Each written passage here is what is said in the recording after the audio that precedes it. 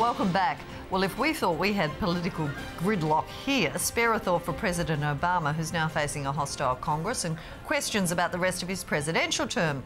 To analyse the results of last week's momentous midterm election, I'm joined by Professor Maurice Fiorina, political scientist at Stanford University and fellow of the Hoover Institute, who's visiting Australia this week. Welcome. Thanks for coming in.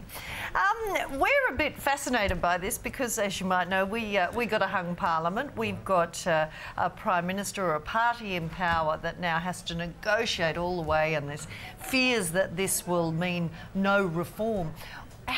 What do the results of the midterm elections, what do you think that means to the political landscape in the US now? I think really it's anybody's guess, that it's not clear what Obama will do at this point. It's not clear what the Republicans in Congress will do. I don't think a purely oppositional strategy on the part of the Republicans would put them in a good position for the next election now that they have some responsibility for governing.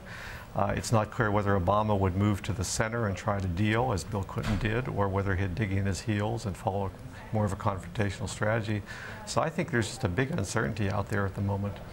We've seen lots of figures we were bombarded with last week that this was the worst rout in the House since in 60 years. 1938. So on the surface, it looks momentous. It does, as I said. But from your point of view, having studied this, is it as historic as it seemed, or are there other factors we should take into account? Well, it is pretty historic, but as I've argued and pointed out, it's a historic recession. This is the worst recession the U.S. has endured since the 1930s. And the preliminary statistical analyses suggest that probably 2/3 of what happened to the Democrats is recession-related. Even had Hillary Clinton been president, probably those losses would have occurred. But the other third probably can be attributed to what Obama did or didn't do. And this was a sound thrashing, or shellacking, as the president said, that went right down at the state legislative level. So it was really a historic election. The irony of what you're saying is that, of course, the recession was not on his watch, was it? He's just picking up the pieces. No, it wasn't. And it's really a question of how much he could have done with his policies, but as Colin Powell said, you break it, you own it, and at this point the recession has passed to his responsibility. Well, as somebody who studies this, can you see any parallels of this presidency? Because we know Clinton came back from a midterm rout and won the presidency again. Ronald Reagan had a midterm rout. Is there any, which parallels do you see, or is this a unique, as you said, because of the worst recession? I don't think there exactly are parallels. At the time that Clinton came back, the United States, the economics was fine, and other issues were out there. We didn't have essentially any real foreign policy problems. This was the period of the holiday from history that we had for about a decade. And so it was a very different set of environmental conditions. Now, the Republicans, you could take the point of view on a purely political basis that the economy is unlikely to get any better in the next 2 years, and so they can just wait Obama out and beat him. And I don't think they had that option with Clinton. And so, and with Reagan, similarly, the economy was already on the upswing. Or it was, put it this way, it wasn't, but it was assumed that it would, and that assumption was correct. Whereas I think the assumption right now is pretty clearly that there's not going to be a lot of economic progress in the next 2 years.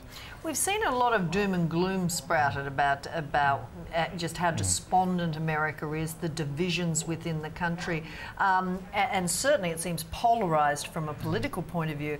But I know you said this week that it's not quite as it's portrayed in the media. No, there's a very big misconception out there, which is that the American public is as divided as the American political class, and it's simply not the case. The American public as a whole is basically a centrist, pragmatic public, and what they're faced with is two parties that are increasingly polarized, Democrats on their left and Republicans on their right. I mean, 35 to 40% of Americans don't register with either party. They're independents, and they have swung violently against the Republicans in 2006 and violently against the Democrats in this last election, and I have no doubt they would swing violently against whoever they're opposed to at the next election if they don't see some results, if they don't see some progress in solving our problems. See, we've got an electorate that this time was as disillusioned as we've ever seen, the highest non-voting, even though we're forced to here. From your analysis over the years, are people more disillusioned, though, in the political system than they have been in the past? Yes. Trust in government is at very low levels. I'd say everything: disappointment, disillusion, pessimism. Yes, it is. Nobody in public life today has a very long tether on the part of the public. They want to see results. They don't want to hear ideology. They don't want to hear promises. They want to see results, and here in Australia, I guess the most important thing for us is the US economy, and as you say, that's anybody's guess. But things like the tax cuts, the Republicans seem aimed at keeping those cuts going. The Democrats, Obama, wanted to stop the cuts to the rich. I know you're not into the forecasting role, but what do you think will happen there? And I mean, that's a key issue for the deficit, isn't it? It surely is, and I think in a sense they're fighting the wrong war. I mean, the Republicans have been harping on taxes for 30 years now, and it was a big issue, and it was an important issue at the time. But the Deficit Commission reported today, and basically they set out proposals that involve both cutting benefits and raising taxes. And I think we have to have that debate, that we have to move past this rather sterile, it's all taxes or it's all benefit cuts, and start talking realistically about what needs to be done over the next generation. Yeah, because you're really obsessed on the tax there. I can never understand this argument. You don't want to pay taxes, you want to cut them, but you want things done. No, again, that's one of the interesting things about the Tea Party, for example, is a majority of Tea Party sympathizers think their own taxes are fair.